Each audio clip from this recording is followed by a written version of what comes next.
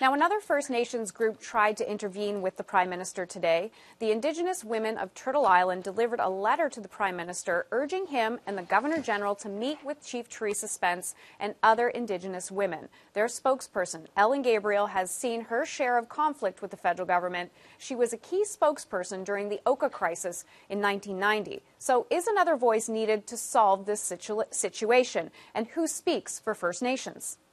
Joining me now is Indigenous activist Ellen Gabriel. Thanks for joining us today. I appreciate your time. It's my pleasure. Now, what are the reasons for getting involved in this dispute between Theresa Spence and the Prime Minister?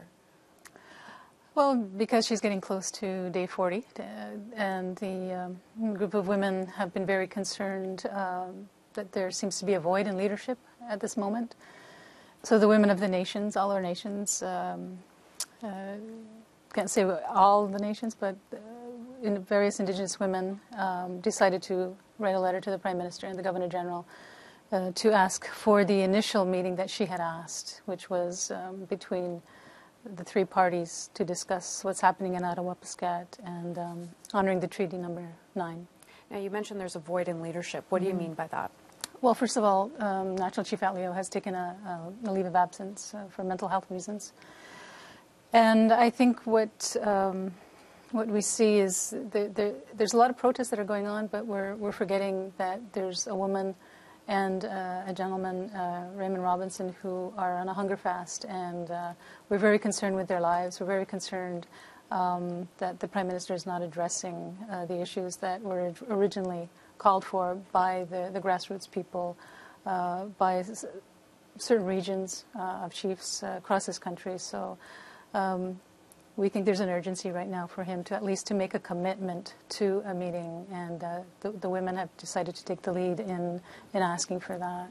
In the sense that we're not speaking for Chief Spence, right, but support from the public. So you feel there's a void in leadership when it comes to Chief Atleo. He had to take time off for he had a case of norovirus. Right.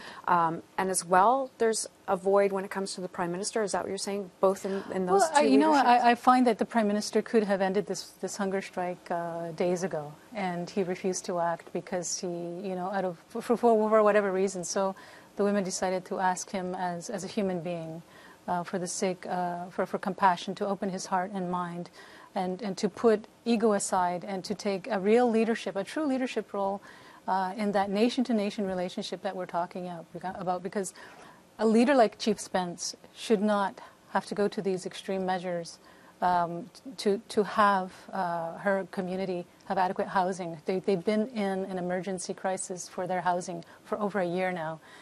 She has felt that, from what she's told me, that there has been resistance from the federal government to adequately deal with this, and so we're very concerned about what's going on right now. The Prime Minister did meet with Chief Atleo, many other First Nations leaders on Friday. Did anything positive come out of that meeting? I didn't see anything. In your point of view? I didn't see anything that would constitute something that would satisfy what everybody is talking about in that nation-to-nation relationship, the changes. What fundamental changes did we see?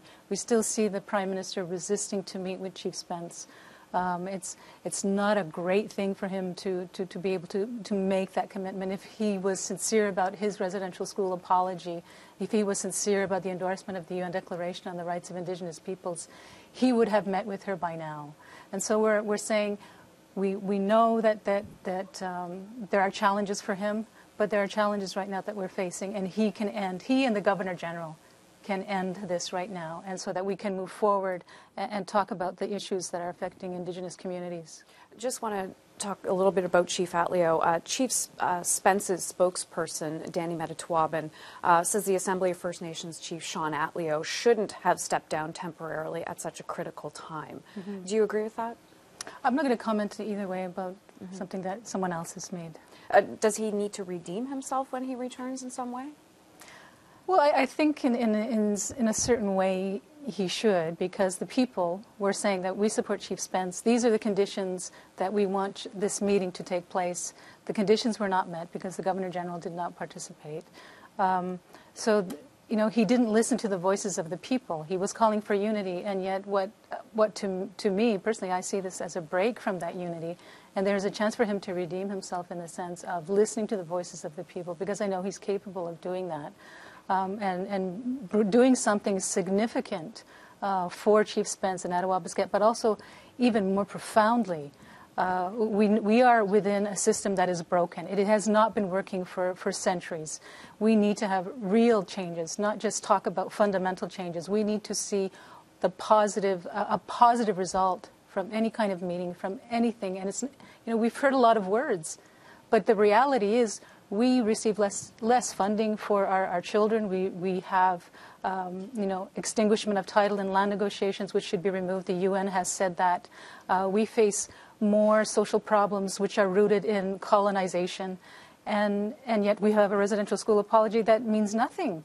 So we are asking for real fundamental changes and not just flowery speeches. We want to see concrete actions, and the women are saying we are willing to take that lead.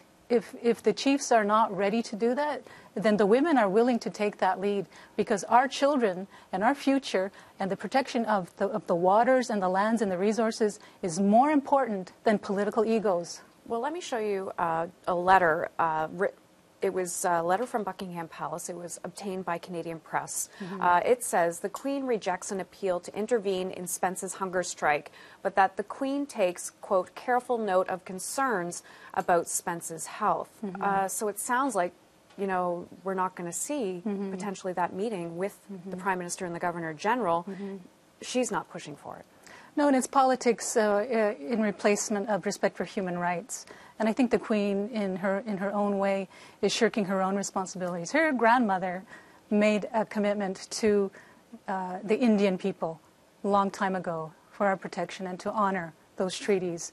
And as her descendant, she should be honoring the Crown, as the Supreme Court of Canada has said many times. And her representative right now is not acting in an honorable way, the Governor General of Canada.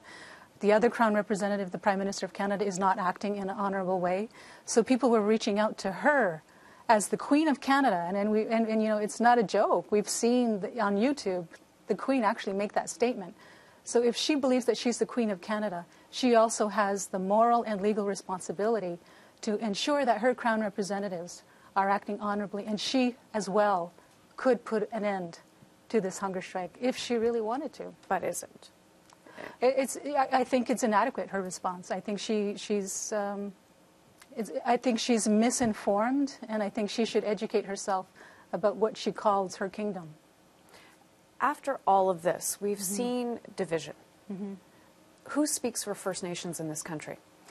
There are 52, 53 diverse languages in this country, just in Canada alone, not counting the U.S. There are many diverse cultures, customs, and protocols. I don't think one organization is capable of doing that. I think we should go back to what we're talking about and representing our nations. We have nation representatives, traditional governments that were outlawed by the Indian Act. We have to restore those. We have to restore the institutions that have been attacked by the Indian Act and redeem and restore, bring back a true and honest reconciliation process that includes restitution for what has been stolen from us, and bring back the faith, the good faith that has been lost because of the lies that the bureaucrats have told our people, and to bring about a peaceful coexistence, which is what our ancestors thought they were doing when they had signed these treaties, agreed to them. Ellen Gabriel, I want to thank you for coming in and sharing and shedding some light on this issue for us today. It's my pleasure. Thank you.